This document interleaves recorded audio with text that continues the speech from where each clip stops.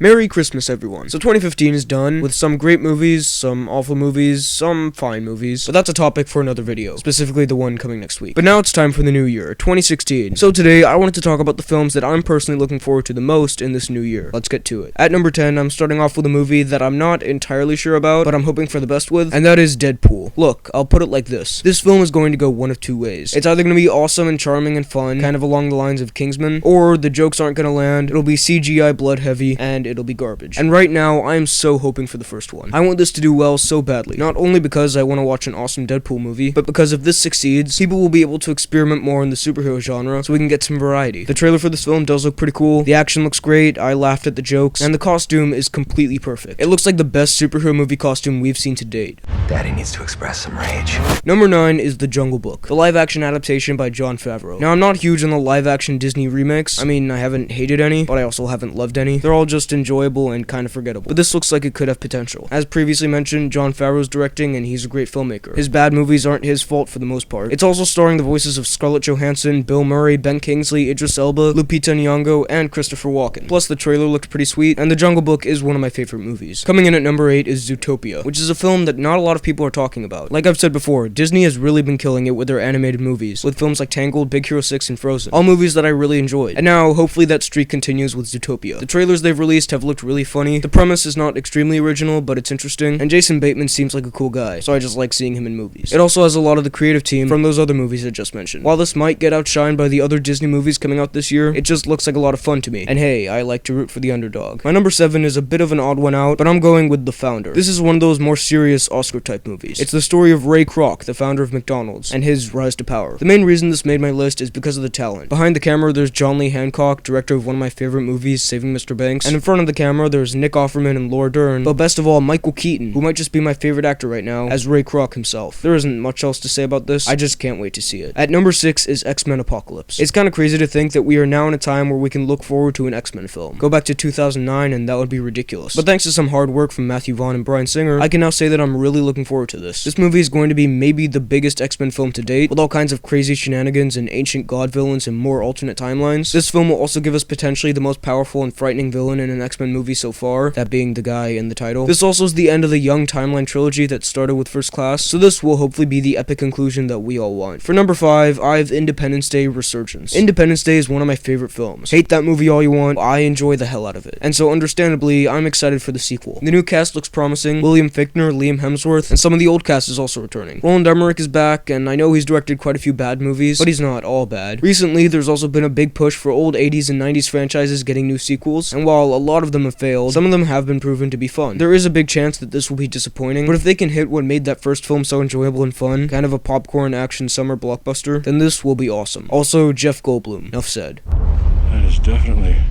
bigger than the last one.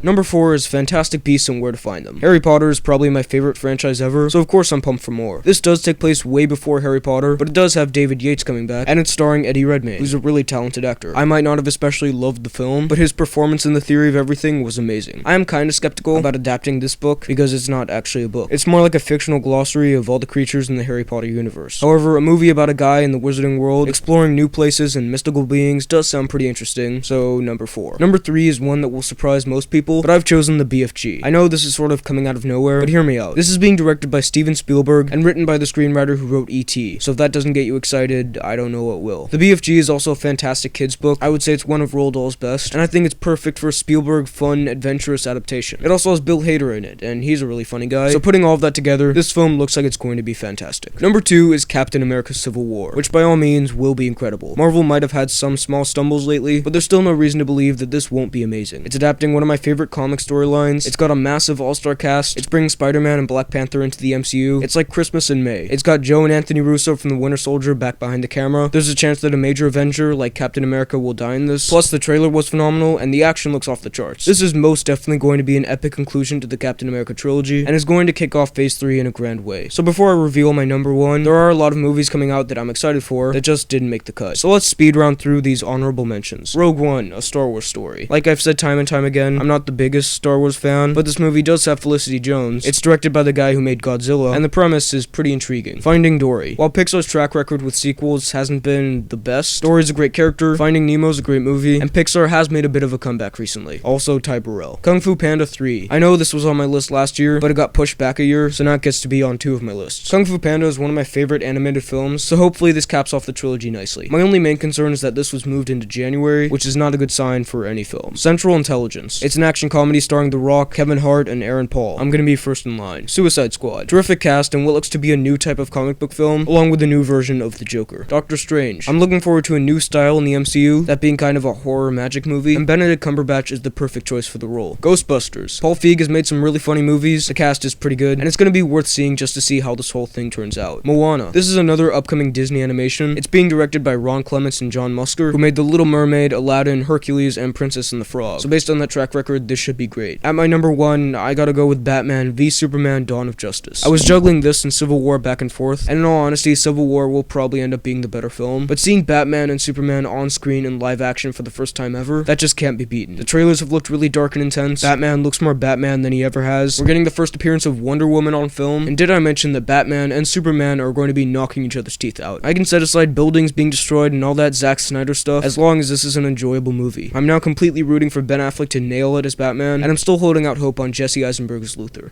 You're psychotic. That is a 3-syllable word for any thought too big for little minds.